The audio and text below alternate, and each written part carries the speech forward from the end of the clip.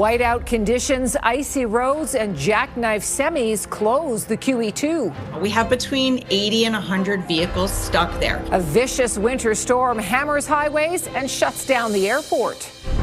Plus, scaling up artificial intelligence to give Canadian businesses a boost. If we're going to remain competitive and support the kind of growth that we would like to see. Growing the AI industry to keep Alberta on the cutting edge. And going green. You can use stamps or paint or your children's old artwork. Tips to reduce, reuse, and recycle this holiday season.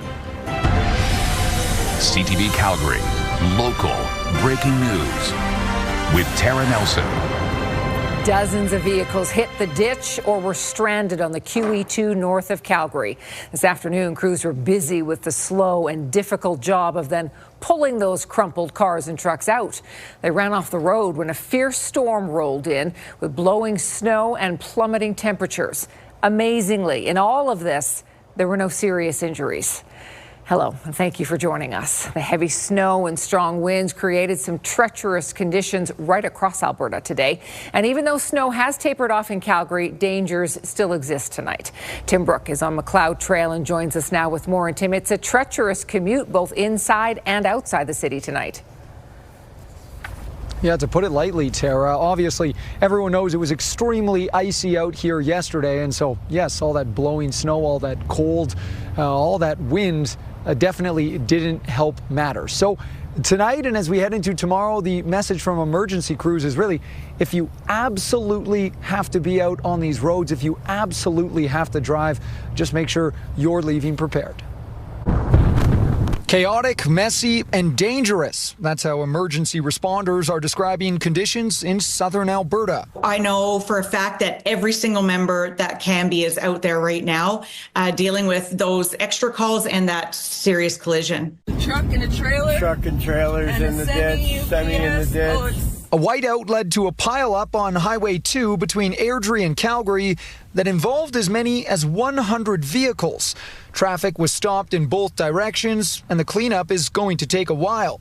There have been highway closures near Olds and Acme and north of Red Deer, too. It's not very often we get road closures this big, in so many areas. RCMP cautioned against travel on all Alberta roads, and there was a similar warning from Calgary Police. It happens really quickly, right? Especially when you've got that low visibility and poor road conditions, and one crash turns into easily dozens of crashes very, very quickly. I was out driving earlier on, responding back to the office here, and there were times where I couldn't see the hood ornament on the front of my truck. This weather delaying everything from mail delivery to transit to tow trucks. Obviously, we could have served more clients, but because of the road condition, we can't go fast, right? We have to think everybody needs to go home at the end of the day safe and sound. Certainly today is bringing a lot more challenges and danger than normally in terms of motorists on the roads, but as well as just for pedestrian safety.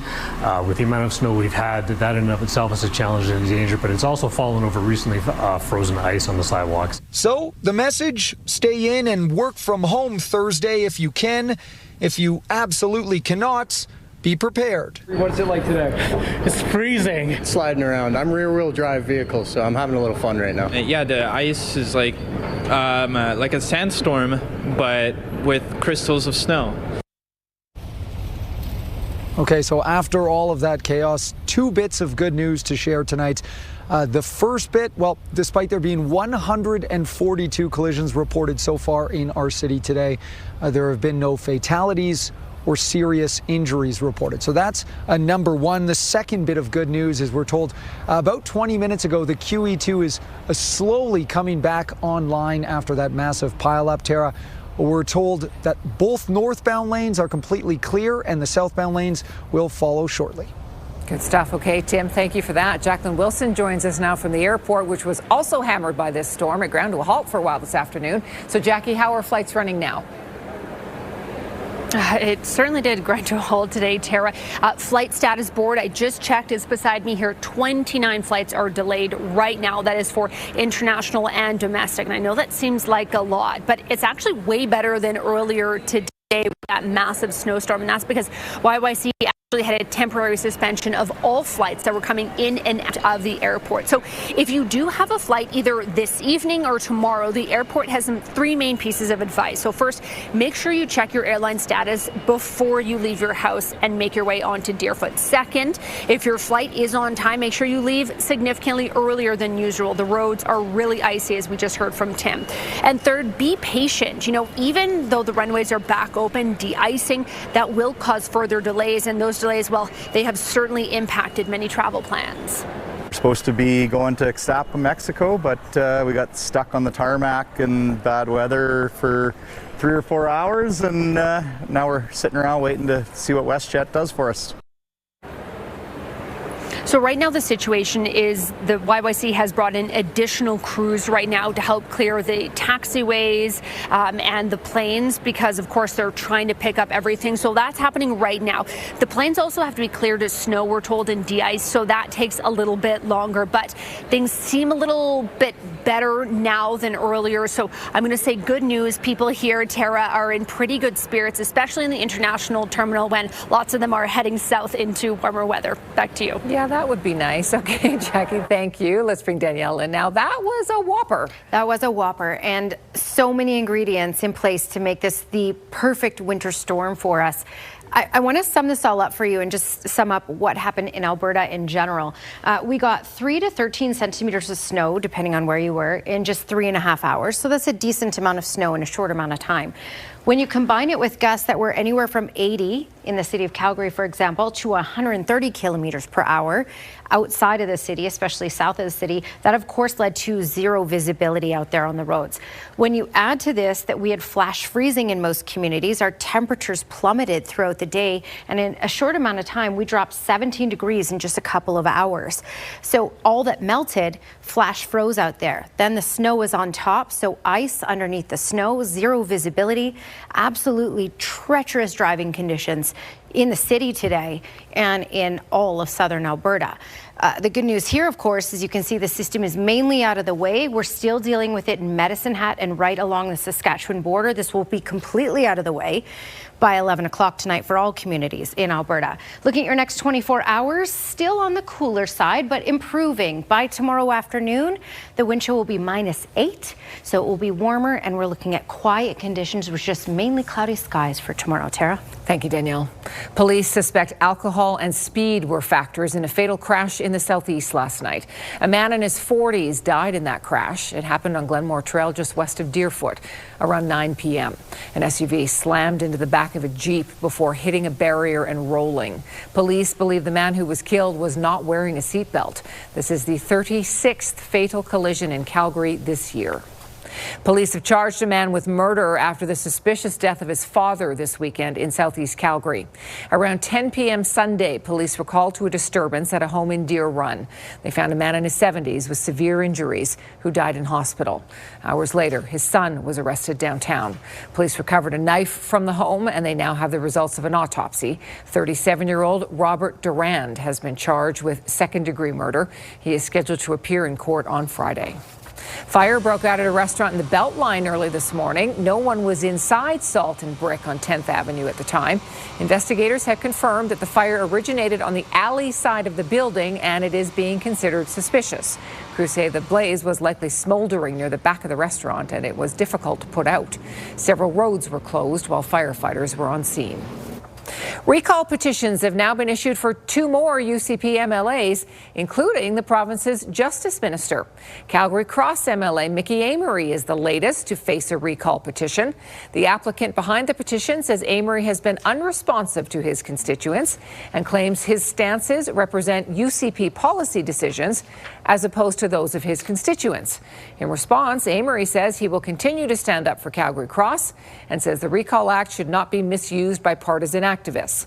For Saskatchewan-Vegreville's Jackie Armstrong-Homenuk is the other MLA. There are now 23 recall petitions affecting 22 UCP MLAs. Canada's competition watchdog wants the federal government to stop an American company's dominance of the Banff and Jasper sightseeing industries. The Canadian Anti-Monopoly Project has issued a new report calling for the company Pursuit to be forced to sell off some of its attractions in the area. Pursuit owns 6 of the 9 so-called prime paid tourist attractions, including the Banff Gondola and Columbia Icefield Skywalk. Its parent company also operates bus line Brewster Express and 10 local hotels. The watchdog says this is well above anti-competitive levels of market concentration, and Pursuit must sell off assets to keep our national parks Canadian. Not only is it a monopoly, not only do they have a 90% market share, but they are causing market externalities, most obviously in rapidly raising prices, which is reducing Canadians' accessibility to their own national parks. What better way of symbolizing national independence would be to take steps against a badly behaving U.S.-owned monopoly in our national parks? Operators at Norquay, Lake Louise, and Banff Sunshine filed a complaint last year against Arizona-based Viad Corp. The Competition Bureau of Canada said its investigation came back clear then, but those operators are hoping it will now be reopened. You're watching CTV News, Calgary. A new micro school in Calgary is giving kids the chance to thrive academically and athletically. Southridge Academy has been operating out of the Brookfield Residential YMCA in Seaton since September. It blends personalized education with elite hockey training. The program was created by local parents, an educator, and a coach who saw many kids falling through the cracks in traditional school and sports systems. Many students are neurodiverse with conditions such as ADHD and dyslexia. Organizers say they're achieving success in this environment. We take these kids out of school on Wednesdays and we give them 2 different ice times where they can work on their hockey skills, but we also give them 2.5 hours of education where it's super personalized, it's super individualized to the kids, and they just get to showcase their passion every day. What do you love so much about this program here? That you get to learn and play hockey at the same time. The school hosts children in grades 3 to 5. Another group will join the program in January. Just ahead, the province considers lifting a ban on grizzly bear hunting. It's been in place for 2 decades, so why now? And we have the details of a new stroke treatment pioneered at the University of Calgary. We're back in about 1 minute.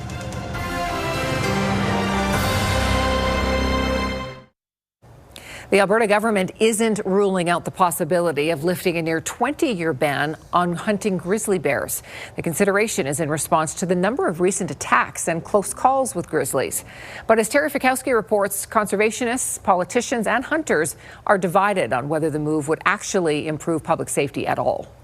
There has been a ban on hunting grizzly bears in Alberta since 2006, but the Minister of Forestry and Parks is considering lifting it following recent bear attacks and close encounters. We don't want to take anything off the table. I think it would be irresponsible to take all options or not have all options on the table. So we're looking at everything. Last year, the province introduced a program that allowed the hunting of targeted problem bears, which the minister also hasn't ruled out expanding. Probably what's most alarming is we're seeing bears where they haven't traditionally been. But grizzlies have a low reproduction rate, and there are concerns about the impact on the threatened species, with data in some regions more than a decade old. Because we don't know anything about the populations or where these bears are, we don't know the impact of any kind of hunt. Kevin Van Tighem, a conservationist, hunter, and author, says there's no proof hunting would decrease human-bear conflict. The motivation here is not about the public interest. The motivation here is around a special interest. And the special interest is people that want to kill bears and are prepared to pay big money to do it. The minister rejects the notion, as does the Alberta Professional Outfitter Society, which supports lifting the hunting ban. There would be a very, very limited and restricted number. So it's not at all or in any way an opportunity where people could just go out and annihilate grizzly bears. Right now, the minister wants everybody to believe that every encounter with a grizzly bear ends in violence. Sarah El-Maligi with the NDP is calling on Albertans to share their not-so-negative experience with grizzlies and introduce a petition in the legislature urging the minister to reconsider the current grizzly bear conflict program. There are some very questionable decisions that have been made here with a lack of public consultation and stakeholder engagement. She also supports a complaint filed with the Ethics Commissioner alleging Lowen's recent hunting and trapping policies benefit outfitting companies, including his family's business. Allegations Lowen has been cleared of in the past. Our number one concern is the safety of Albertans and the protection of their property. Terry Fikowski, CTV News, Calgary. It's estimated there are between 800 and 1,000 grizzly bears province-wide. One of the largest private land conservation projects in Canada's history is moving forward. It will protect at-risk species, including grizzlies and bullhorn sheep that live in the key wildlife migration corridor along the Alberta-BC boundary. This investment will help complete the acquisition and long-term protection of key forest lands in the Kootenays and will restore damaged landscapes, transitioning lands from industrial forestry to conservation-focused management. The Kootenay forest lands in southeastern BC includes more than 100,000 acres of forest and high-elevation grasslands, including some in and around Waterton Lakes National Park. The Nature Conservancy of Canada reached the agreement with government, industry, and First Nations partners. This is CTV News, Calgary. Let's check back in with Danielle now. So how long is this system going to stick around, Danielle? All right. So for us in Alberta, we're done with it by 11 o'clock tonight. Everyone done with it by 11 o'clock tonight. So that's some good news. But let's talk about wind gusts and peak wind gusts that we had in a couple of communities here. In Pincher Creek, we got to 102, Lethbridge 113, and Medicine even got to 100.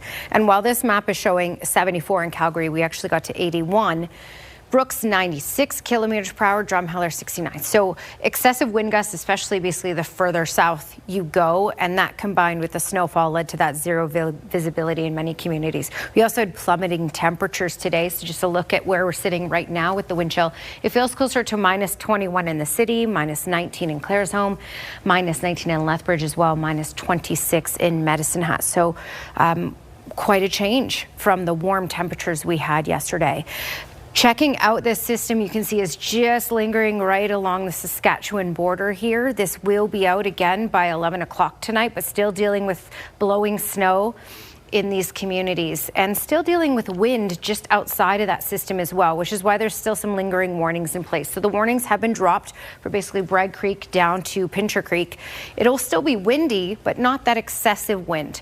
Lethbridge, really over to Medicine Hat, still under a wind warning. 90 kilometer per hour gusts are possible for these next couple of hours before it's all fully said and done. And then we're still looking at the winter storm warning in place for the Medicine Hat area and all along the Saskatchewan border. For us in Calgary, no warnings in place because we don't have any of this system to deal with any longer. We are done, but it was quite a doozy. What I do have to mention is while things clear out, this is a look at 10:30 tonight. It should be all off into Saskatchewan by this point. By tomorrow, 7 o'clock at night, we will see some isolated pockets of flurries. We'll also have gusts around 60 kilometers per hour in most communities, which means a little bit of snow and blowing snow. Not to the intensity with this past system, but you may run into that here and there, Calgary included. We have the potential late tomorrow. And then we're mainly in the clear. Pincher Creek, late Friday, we'll get some snowfall. All right, looking at that longer range forecast, your Action Furnace 5-day forecast. -3 is our high tomorrow with a wind chill of -8 in the afternoon. And then we drop. So be prepared for cold temperatures to last. -13 will be our high on Friday and still in the -teens for Saturday. All right, I wanted to do a big shout out to mother and son duo Christine and Keegan Chasen. They dropped off several bags of donations at Toy Mountain last night while we were there, and they do this every year. It's actually their annual Christmas tradition. A reminder, the campaign wraps Friday. If you still want to donate, head over to ctvcalgary.ca for a list of drop-off locations or to donate online. Medical authorities worldwide are giving their stamp of approval to a treatment for stroke pioneered at the University of Calgary. Researchers conducted a clinical trial with the drug tenecteplase, a drug that's often used to treat heart attacks. They found the drug can also be used to bust clots, the source of strokes. Now the European Medical Agency, the US FDA, and Health Canada have all given their regulatory approval of the drug. And that then means, this life-saving treatment becomes immediately accessible everywhere, right? And that's the impact of having something on label. So that is where tenecteplase is now for acute stroke. Dr. Menon says 1,600 patients from across Canada were involved in the clinical trial. An Alberta AI project receives a big cash injection. Scale AI, Canada's artificial intelligence cluster, is boosting its investment in Alberta's tech sector. That's next. And later, once all those presents are open on Christmas Day, do you know exactly what can and can't be recycled? We have some tips just ahead.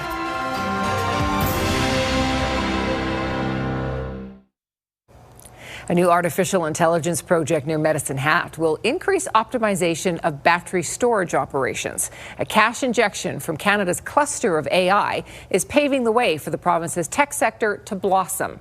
Experts say buckle up because this is the future. Tyson Fedor explains.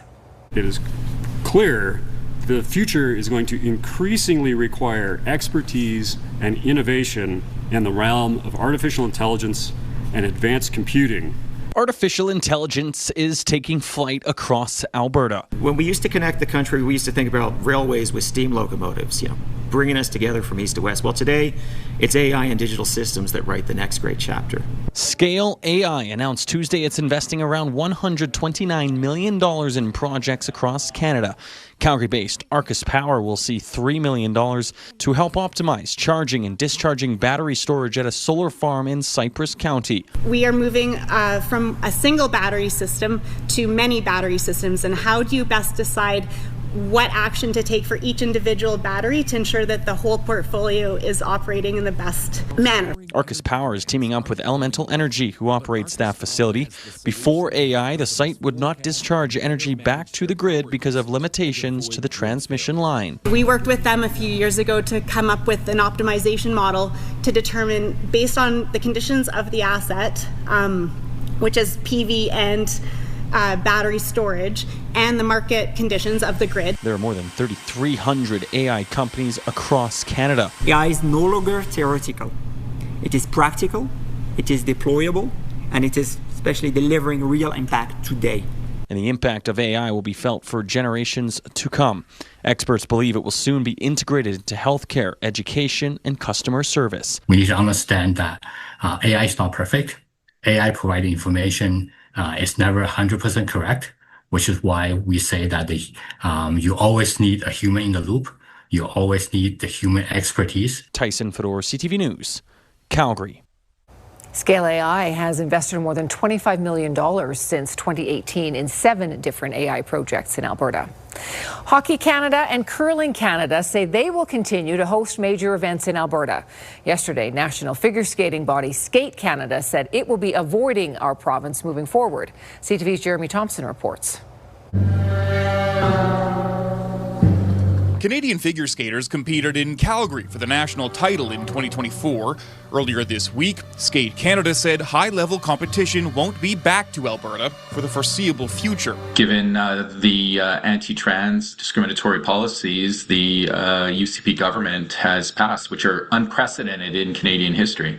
The national body cites Alberta's Fairness and Safety in Sport Act in its decision, saying the law contradicts its standards for safe and inclusive sport. The Alberta government rejects that reasoning. Tourism and Sport Minister Andrew Boychenko says the law protects women and girls while ensuring fair competition.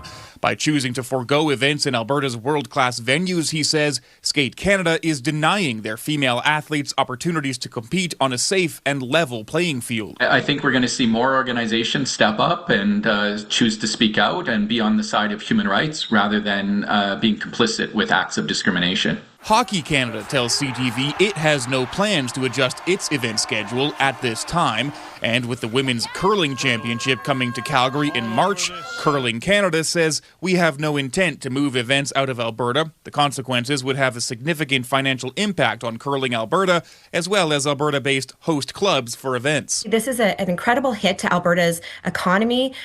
Tourism and sport is really important in Alberta. While there are no national or international figure skating competitions scheduled in Alberta soon, Skate Canada holds frequent events in the province. Along with the 2024 National Championships, it held an event in Edmonton last February that roughly 300 novice skaters attended. Tourism body Explore Edmonton declined to comment on the impact these types of events have on the local economy. Jeremy Thompson, CTV News, Edmonton. Still to come, the Christmas season is full of delectable treats, but you may not have seen this on any menu in Calgary. We'll tell you where you need to go to find chocolate raclette.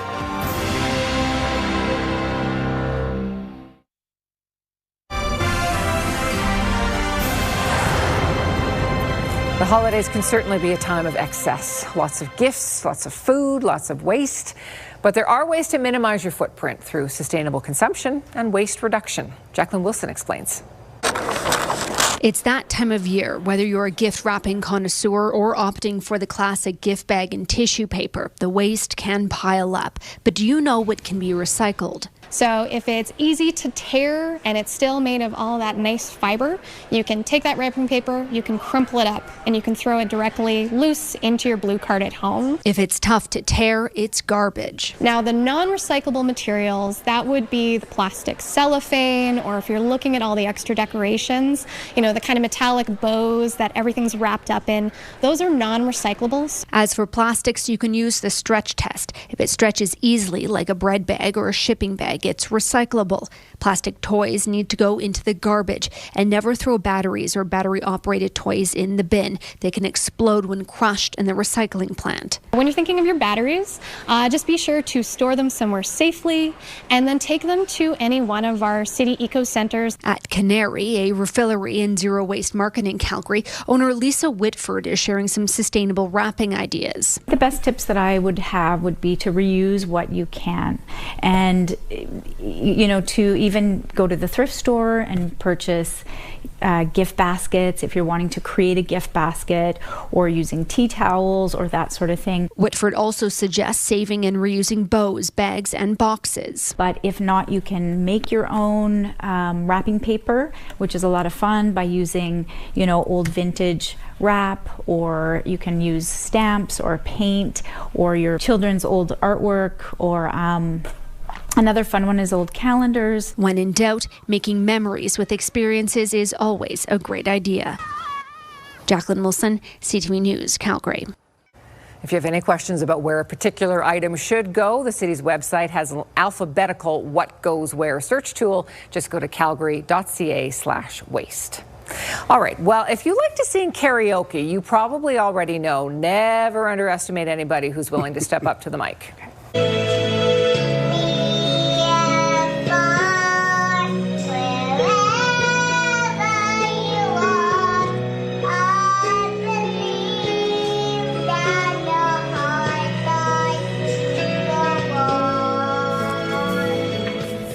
You guys, she's 2. This is little Leona. Wow. She's 2 years old. How does she know all the words? How does she know the words? And she obviously isn't shy. She loves to belt out "My Heart Will Go On" for her family. She stands on the coffee table to do it so that everyone can see her. Of course. That's pretty good. I mean, how does she know the words? Gotta be star of the show. Pretty good. And cute dress. Yep. Well, now to some ooey gooey goodness just in time for the holidays. What? This is apparently the world's first chocolate raclette. So raclette is a cheesy Swiss dish. This one can be found in Singapore. They're doing the chocolate raclette. I like the idea of this. It's a lot of chocolate. Yes. Yeah. It is What's a your lot. point? Is that a problem? What are you trying to What's say, your Glenn? point? Also, Yes to chocolate that. and cheese, you can't lose on that one. I guess you could combine those two. Why not? Chocolate goes with everything. Well, finally, 'tis the season to dance, and it looks like everyone's getting into the holiday spirit. Let me tell you. Even the inflatables. So first we've got the dancing Grinch in a snowstorm, and then we got an elf showing his moves trying to fight the windy conditions. It was hard to tell. These ones might be AI, I'm not sure. But if anyone had one of these inflatables in Calgary today, that's exactly what they would have been that doing. That would have happened, absolutely. You really have to make sure they're attached to the ground or you're going to lose that thing. Oh, yeah. That's pretty good, though. Well, last-minute shopping is stressful enough. Last-minute wrapping is even worse, but someone will take over that task for you for a small donation. Those details are next.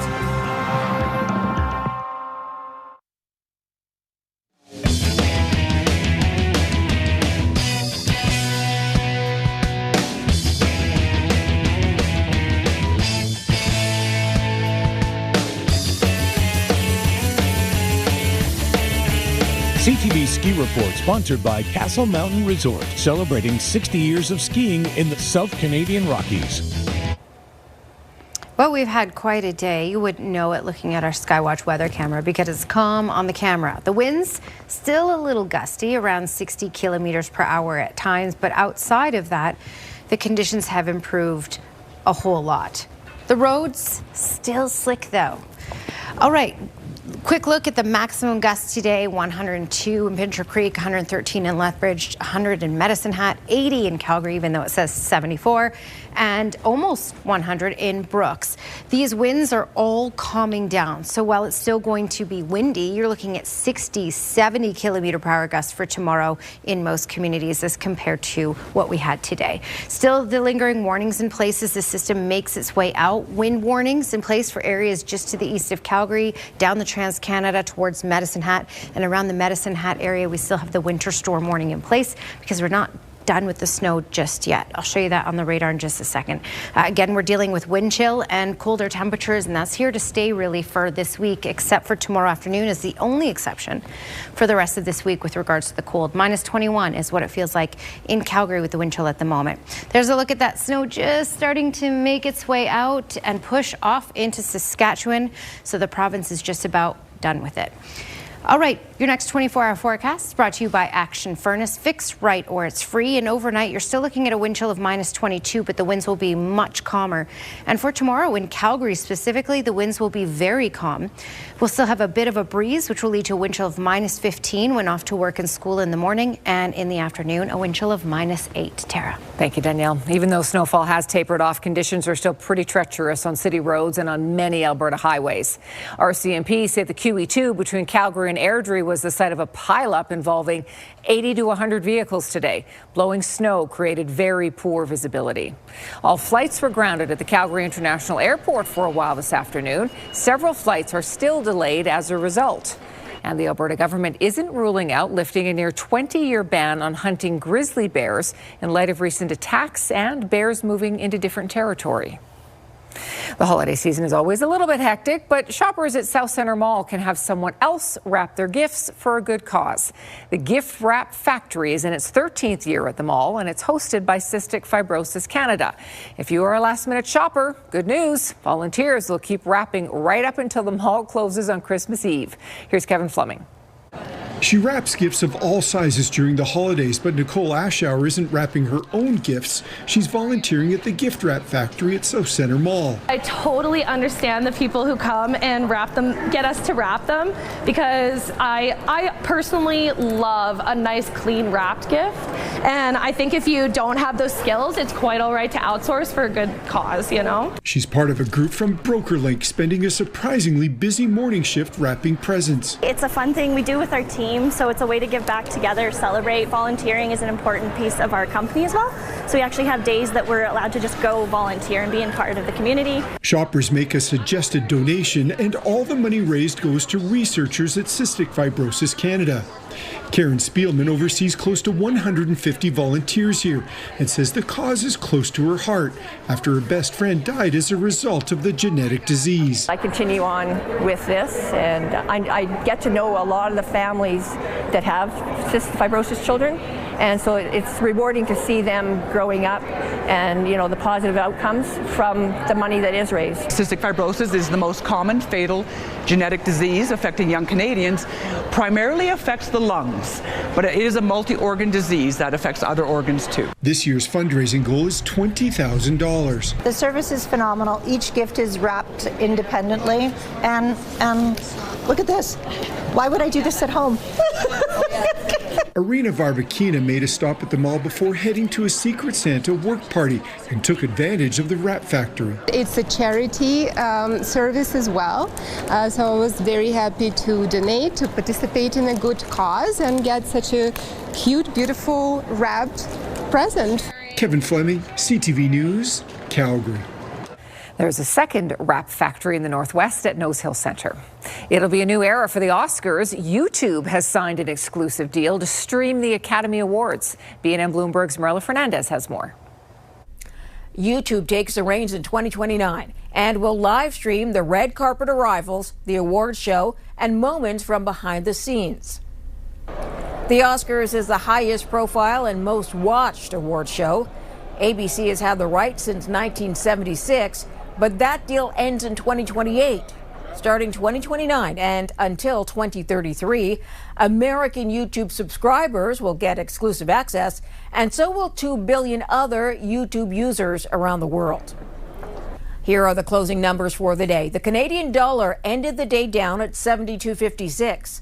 West Texas Intermediate is up $1.60 to 56.87. Western Canadian Select is down almost $2 to 41.90. And the TSX lost 13 points to end the day at 31,250. Those are your business headlines. I'm Marilla Fernandez. Warner Brothers Discovery is asking shareholders to reject the hostile takeover bid from Paramount Skydance. The potential deal is worth more than $100 billion. They decided the Paramount bid was just too risky, and there were too many caveats and ifs and buts and maybes to make it viable. In the latest plot twist, Warner Brothers says Paramount misled shareholders about financing assurances. The board of directors at Warner Brothers unanimously recommended rejecting the offer, saying a $72 billion deal from Netflix is in the company's best interest.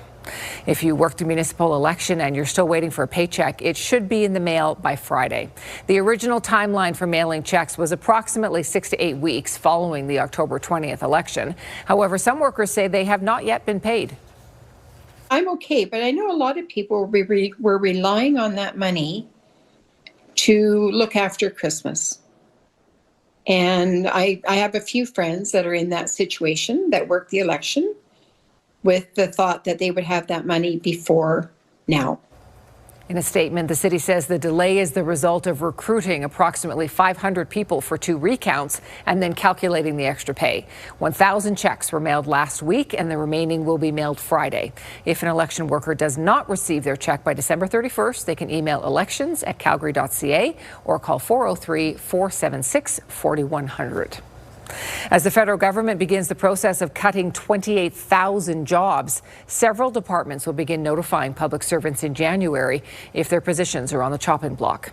Shared Services Canada, Public Services and Procurement Canada, Employment and Social Development Canada, Global Affairs Canada and StatsCan tell CTV News that employees will get notifications next month. This comes after Natural Resources Canada says 700 employees received letters this month to inform them their position will or may be impacted. The federal government hopes the job cuts will save $60 billion over the next 4 years. Canada's population declined for the first time in history this year, if you exclude the recent COVID-19 pandemic. Between July 1st and October 1st of this year, Canada's population decreased by about 76,000 people, mainly due to a reduction in the number of non-permanent residents. StatsCan attributes the decrease to record high outflows, with about 74,000 people with a study permit leaving the country. The decrease follows record rates of population growth between 2022 and 2023, an immigration policy aimed at part in helping companies fill thousands of empty jobs following the COVID-19 pandemic. We needed to bring our immigration level to a more sustainable level, and at the same time, we've doubled down in Budget 2025 to attract the best and brightest in our country. More changes to immigration levels are coming, with the Liberals vowing to further reduce the number of temporary residents over the next 2 years. The Calgary Hitmen are starting off strong, and their goalie has had a lot to do with the success. Glenn has that story for us next.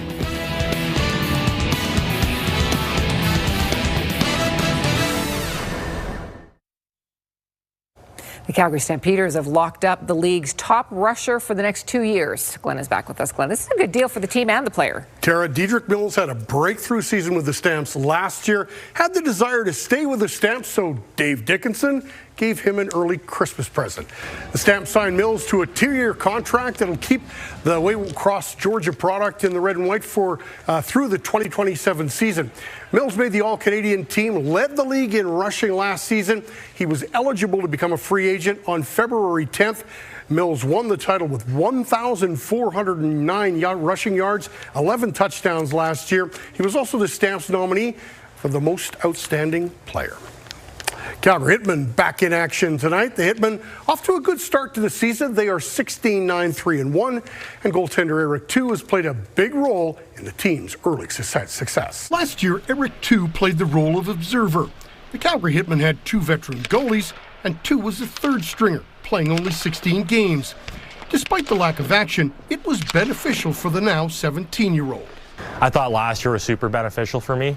Every game that I got in, I found it as a learning experience, and it's really carried over this year, being more comfortable with starts, and yeah, of course, as you said, being able to see older guys, Daniel Hauser, Anders Miller, watching them practice and play games and learning from them, it's been really beneficial for me. Immediately into the Calgary zone, backhand, forehand, backhand, save made by Two. Two took what he learned last year and won the starting job this season, and he's proving it was the right call. In 20 games with the Hitmen, he's 11-7-2 with a 2.37 goals against average and a .911 save percentage. I'm really grateful for the opportunity, but I don't think I've surprised myself at all. I'm confident in my game. I know where my game can be at, and yeah, I think I see a lot of potential in myself, and being able to be the starter for the Calgary Hitmen, yeah, it's definitely an honor. Theo Zubot is Two's goaltending coach. He says Two was ready to take the next step this season. Yeah, he's done a really good job. I think he's come into the season really taking what we kind of worked on last season, and he's just built on top of it, to be honest with you. And he's continued to stay the same hard worker that he has always been, and he's finding some success at the moment. As good as Two has been this season, Zubot thinks he can get even better. Mike's threw it on, save Two, rebound, tremendous save by Two. We're really focused on hammering down his fundamentals and making sure that every day it's consistent in that, and then just making small tweaks along the way. It's little things that are going to make a big difference in his game, and then making sure every day everything stays nice and connected. And the more consistent he can get, the more small tweaks that we can make in his game is going to continue to grow every day. He's still learning, and at 17 years old, yes, he's playing a lot of games, but it's about development at the same time because he's still very young. Puck drop for tonight's game in just a few minutes' time at the Scotiabank Saddledome. I wonder how many people brave the roads to head down there tonight. Right. Could be quiet because it is slick out there. It is slick. So while we're done with the zero visibility, the roads are still very slippery. So yes, that's a very important point to make, Tara. All right, for tomorrow, the weather is quiet. We're looking at a high of -3, so that's a lot nicer than today. Many things about tomorrow a lot nicer than today, but the roads will still be slick. And that's because we're not looking at a ton of melting, and we certainly won't see melting Friday, Saturday, Sunday, Monday, as you can see by those daytime highs. All right, Weather Window brought to you by Lux Windows and Doors, crafting quality windows and doors for your style, budget, Alberta's climate. And Richard Sushelnitsky sent this one in, and just goes to show, you know, the day we had the reduced visibility. That's what it looked like from Broadcast Hill, looking out toward the city. It was gone. Couldn't see it. Yeah. Yeah. It was that kind of day. Thanks for your company tonight. Have a great evening, and we'll see you again tomorrow.